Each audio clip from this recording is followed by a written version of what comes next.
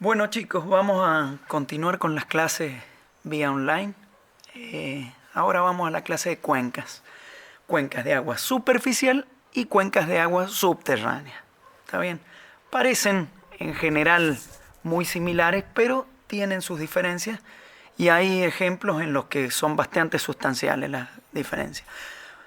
Las cuencas de agua superficial, por supuesto, van a estar delimitadas por divisoria de agua, que están gobernadas en gran medida por la geomorfología cuaternaria, ¿está bien?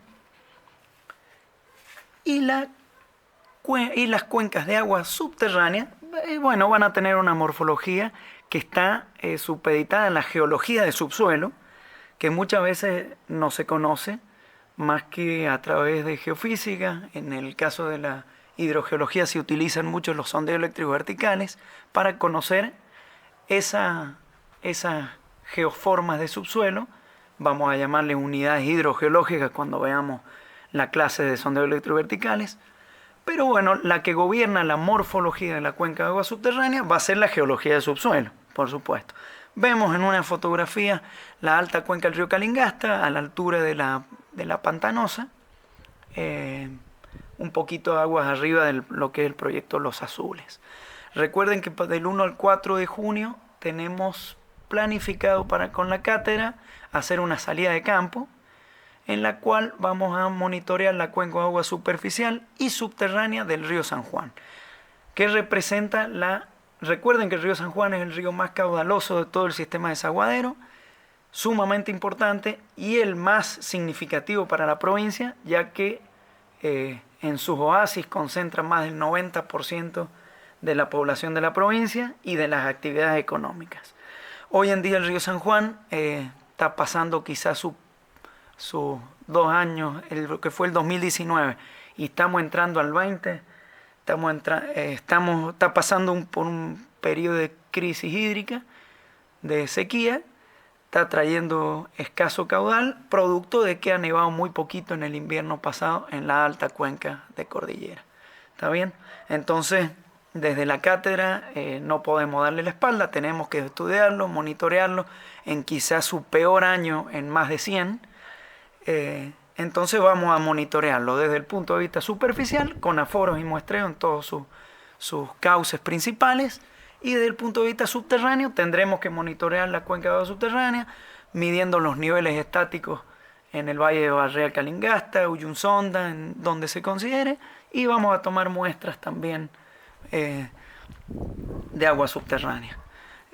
Bueno, comencemos a ver, ya vimos el ciclo del agua a nivel general, ahora lo vemos más supeditado a nivel de cuenca, o sea, todo el agua que precipita puede ser interceptada por la vegetación y hipotéticamente se puede evaporar y volver a la atmósfera, o puede haber interceptación, que es que el agua quede contenida en pequeños huequitos y surcos en roca impermeable, y también que se evapore inmediatamente luego de la precipitación. Pero el agua de la precipitación que escapa a ese proceso de intercepción e interceptación y que realmente alcanza la superficie del suelo, bueno, en un primer momento el suelo se cobra cierta cuota de humedad que requiere en el caso de estar seco, y luego, una vez que ya está cubierta esa cuota de humedad del suelo, el agua sí comienza su escurrimiento, que puede ser, si tiene gradiente, o sea pendiente,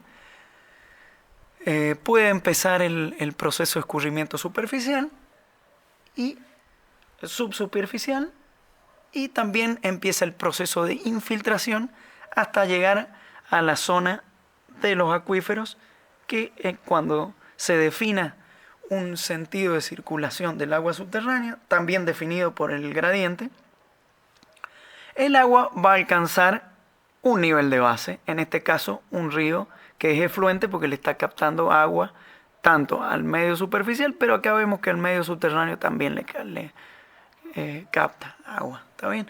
Este nivel de base puede ser un río, puede ser un lago, puede ser el mar, en fin. En nuestro caso, si tenemos que evaluar la cuenca del río San Juan, ese nivel de base natural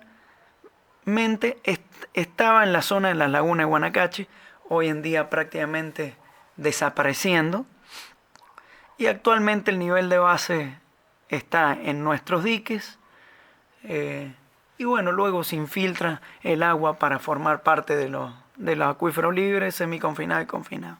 ¿Está bien? Bueno, ¿cómo se forma una cuenca de agua superficial? Primero, una serie de factores meteorológicos como son la radiación, la temperatura, humedad y precipitación, en su vínculo con las variables de la geología, o sea, del territorio, como son la topografía, geología, suelo y vegetación. Esta relación no da más que como resultado un conjunto de flujos lineales que nos van a definir nuestra red de drenaje. ¿Está bien? Ahí ven perfectamente la red de drenaje. Y en este caso ya fíjense cómo la red de drenaje, delimitando las divisorias de agua, definimos nuestra cuenca. ¿Está bien? Recuerden que como no existe lugar sobre la superficie de la Tierra que no forme parte de una cuenca, para su estudio es sumamente importante definir el punto de cierre de la cuenca. ¿Está muy bien? Porque bueno, si queremos estudiar esta cuenca, bueno, definimos el punto de cierre acá. Si no definimos ningún punto, esta cuenca quizá llegue al mar o a algún nivel de base. Pero bueno, si queremos estudiar esta subcuenca de la zona alta, y bueno, definimos el punto de cierre ahí y la cuenca nuestra sería esa. Si queremos estudiar esta pequeña cuenca, el punto de cierre lo ponemos ahí. Bueno, verán que para su estudio, las cuencas de agua superficial, es sumamente importante definir el punto de cierre de la cuenca que queremos estudiar. Entonces ahora definamos de una vez por todas la cuenca hidrográfica. Es una superficie encerrada por divisorias de agua, de manera tal de que todo el escurrimiento superficial producido por una lluvia que precipite sobre esa área abandone el área de manera de flujo concentrado por el punto de cierre que hemos definido. ¿Está muy bien? Entonces, para sintetizar, es una superficie delimitada por divisores de agua en donde toda el agua que se mueva por gradiente siguiendo la gravedad hacia el punto de menor energía abandone la cuenca por el punto de cierre que hemos definido. ¿Está muy bien? ¿Qué es una divisoria de agua? Bueno, quizás ya todos lo saben y lo estoy aburriendo, pero una divisoria de agua es una línea imaginaria que delimita la cuenca hidrográfica. O sea, dos laderas de un cerro definen un filo o una cresta del cerro. Bueno, cada ladera va a desaguar hacia cuencas distintas. ¿Está bien? Está muy bien. Entonces, una divisoria topográfica que va a estar definida por la geomorfología del lugar va a determinarnos una cuenca de agua superficial. ¿Está muy bien? En cambio, una divisoria hídrica nos va a definir una cuenca de agua subterránea. Ahí está la pequeña pero sustancial diferencia. Las cuencas de agua superficial están delimitadas por divisorias topográficas y las cuencas de agua subterránea están delimitadas por divisorias hídricas. Está bien, y lo vamos a ver con un ejemplo muy simple. Acá vemos dos laderas de un cerro que delimitan un filo. Bueno, el filo actúa como divisoria topográfica, entonces todo lo que precipite sobre este cerro, la mitad se va a ir a la izquierda y la mitad se va a ir a la derecha. ¿Está muy bien? Eso sería una divisoria topográfica y la cuenca, esto sería una cuenca de agua superficial y esta sería otra. Pero fíjense cuando consideramos la infiltración, el proceso de infiltración. Si este es el manto rocoso impermeable, todo lo que precipite acá y se infiltre, fíjense que la divisoria hídrica es distinta de la divisoria topográfica. ¿Por qué? Porque el manto impermeable está corrido. Y eso depende de la geología del subsuelo. Acá todo lo que se infiltre de este lado va a drenar hacia la izquierda y fíjense que solamente un poquito drenaría hacia la derecha. ¿Está bien? Vemos cómo la divisoria topográfica y la hídrica difieren porque el manto rocoso impermeable difiere de la geomorfología superficial. En síntesis, una cuenca es una unidad territorial definida con un criterio hidrológico delimitada por divisorias de aguas, posee un relieve particular y red de drenaje. La agua que cae que escurre hacia un mismo punto y desemboca en el mar o en cuerpo interior. Eso recuerden que lo habíamos mencionado como que era el punto de cierre que nosotros definíamos.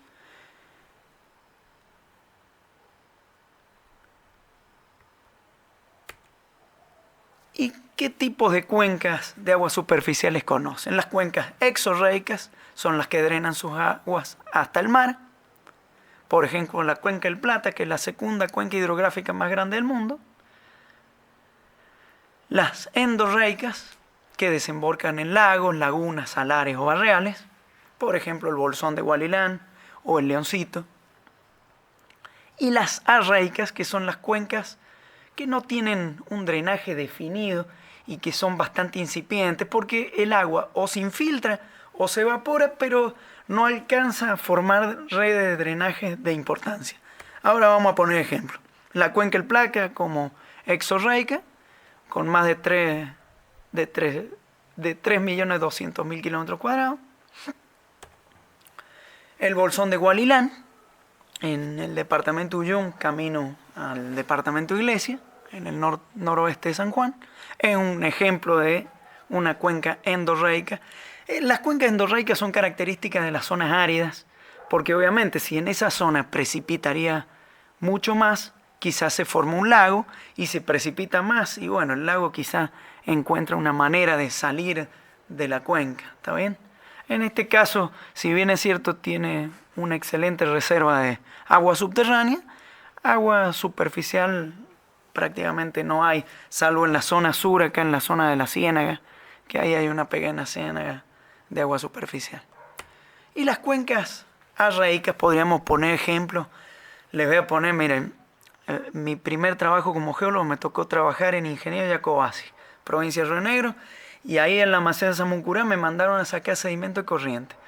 Fue la peor experiencia porque la verdad que lo menos que encontré fue drenaje definido y encima en una zona donde precipitaba mucha ceniza. Entonces la verdad que fue imposible tomar sedimento de corriente que no se contaminen. Bueno, dentro de una cuenca podemos hablar de la alta cuenca, donde domina el proceso de erosión. La cuenca media, obviamente, existe un equilibrio entre el material sólido que entra y el que sale, o sea, el transporte de sedimentos es el proceso que domina, y en la baja cuenca debería dominar el proceso de depósito de sedimentos.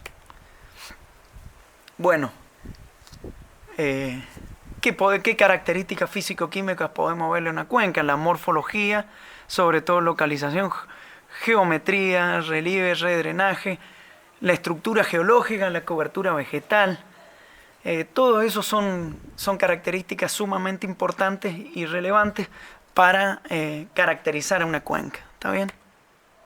Y bueno, me olvidé por supuesto de los procesos de precipitación, evapotranspiración, infiltración, escurrimiento. La precipitación va a ser fundamental para saber qué caudal de salida pueda tener un río o una cuenca. La evapotranspiración también. El grado de infiltración y escurrimiento es fundamental. Imagínense en la zona donde el escurrimiento superficial o por escasa vegetación o porque el gradiente topográfico es elevadísimo, el escurrimiento puede ser muy elevado y la tasa de erosión va a ser enorme. Entonces el agua dura muy poquito dentro de la cuenca y la verdad que se provocan aluviones muy propios de nuestra zona árida. Bueno, las dimensiones o la geometría de la cuenca. Podemos medir el área, es sumamente importante. Si a esta área le asignamos una precipitación X, podríamos saber qué caudal hipotéticamente va a salir por ese punto. ¿Está bien? El perímetro, la cuerda es el cauce de mayor longitud. El ancho medio, en fin. La forma de la cuenca, bueno, hay infinitas. Generalmente las cuencas tienen forma de pera, como esta sería la más clásica, pero pueden haber formas cuanto la geología lo permita, pueden haber infinidad de formas, y ahí van a ver patrón detrítico, paralelo, trellis, rectangular. Esta Este tipo de patrones responde mucho a la estructura. Esto responde mucho a una roca sumamente homogénea y quizás fácil de erosionar. Acá puede ser una zona estratificada. Bueno, ven cómo la geología va a tomar un papel importantísimo a la hora de determinar un patrón. Este patrón radial podría ser un volcán. Esto podría ser un sinclinal grande. Bueno, ven cómo acá podrían haber un juego de estructuras, de fallas que estén condicionando esa forma de la cuenca. Hay muchas maneras de clasificarlo, véanlo en detalle y van a ver los ejemplos que les pongo. Entonces el factor geológico, en primer lugar, lo más general es si las rocas son consolidadas o no consolidadas. Y después la porosidad y permeabilidad que tenga la roca. ¿Está bien? Veamos, rocas consolidadas. Fíjense las porosidades, las permeabilidades que tiene la roca. Y las rocas no consolidadas, fíjense las porosidades y las permeabilidades que tienen esas rocas. Fíjense como una arcilla, que es no consolidada, puede llegar a tener más hasta el 60% de porosidad, pero una permeabilidad bajísima. Y como una grava, a pesar de no superar el 40% de porosidad, puede ser extremadamente permeable, lo cual, bueno, vayan considerando eso a la hora de evaluar una cuenca de agua subterránea, que es en la que vamos a considerar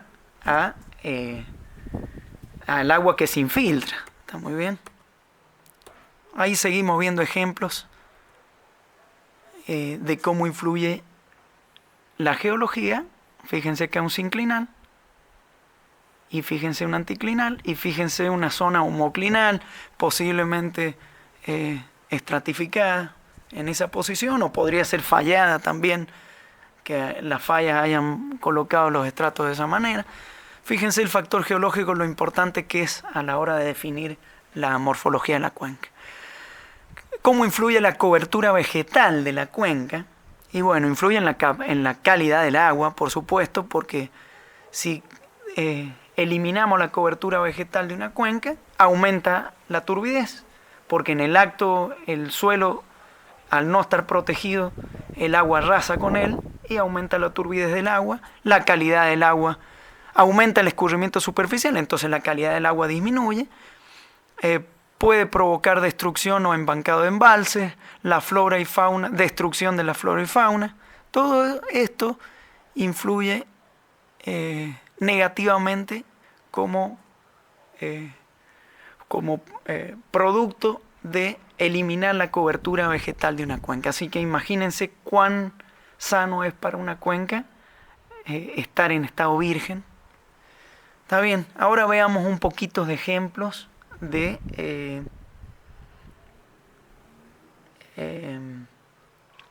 cuencas de agua subterránea, superficial. Ven el río en superficie, y como esto es un corte, vemos un relleno sedimentario.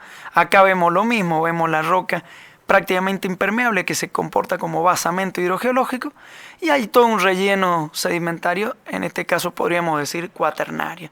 También vemos acá los bordes pasivos. El basamento hidrogeológico simplemente cierra la cuenca sedimentaria que está actuando como cuenca reservorio de agua subterránea. Ahí vemos la superficie freática y vemos cómo en este caso podríamos decir sedimentos cuaternarios se han saturado de agua que está solventada por un basamento hidrogeológico prácticamente impermeable. ¿Está muy bien? Eso sería lo más básico, lo más simple de una cuenca. Vemos cómo la cuenca en un borde puede tener una estructura, puede tener una falla que levanta el basamento y genera un cambio mucho más abrupto. Acá puede haber un manantial, acá ven al basamento fisurado por fallas y diaclasas, o sea que puede en este caso el basamento tener agua subterránea y formar acuíferos en medio fisurado, y acá acuíferos en medio poroso. Está muy bien. Acá vemos cómo la granulometría puede variar de gruesa, mediana a fina. Acá vemos otra posible fractura que levanta esta zona, este cerro, y levanta el basamento hidrogeológico y cierra a la derecha la cuenca de agua subterránea. Y bueno, acá vemos a la cuenca y subcuencas del río San Juan. El río San Juan de norte a sur está formado por el río San Francisco, que a su vez está formado, el río Castaño, que está formado por el río San Francisco y el Atutia. Acá está la cuenca del río Calingasta. También esta es la cuenca del río Ancilta y esta es la cuenca del río de los Patos, formada por el río Blanco quiero decir, y el río de los Patos. La idea en la salida de campo sería monitorear la cuenca de los Patos superior, la cuenca del Blanco, la cuenca de los Patos inferior, la cuenca del río Calingasta y Castaño. Todo en su conjunto es la cuenca del río San Juan, y fíjense que acá el punto de cierre ha sido definido aguas abajo de la ciudad de San Juan. Muy bien.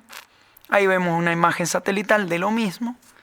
Este es el río Castaño, acá vendría el río Calingasta, el Ancilta, el río de los Patos, que está formado por el río Blanco, y el río de los Patos superior. Acá en la zona de la Junta, donde se une el río de los Patos con el río Castaño, nace el río San Juan, forma un enorme reservorio de agua subterránea como en la cuenca del Tulum, y todo el sistema sale a la zona de desaguadero por acá, formando en esta zona, el límite con Mendoza, lo que hoy en día prácticamente están desapareciendo, que son las lagunas de Guanacache.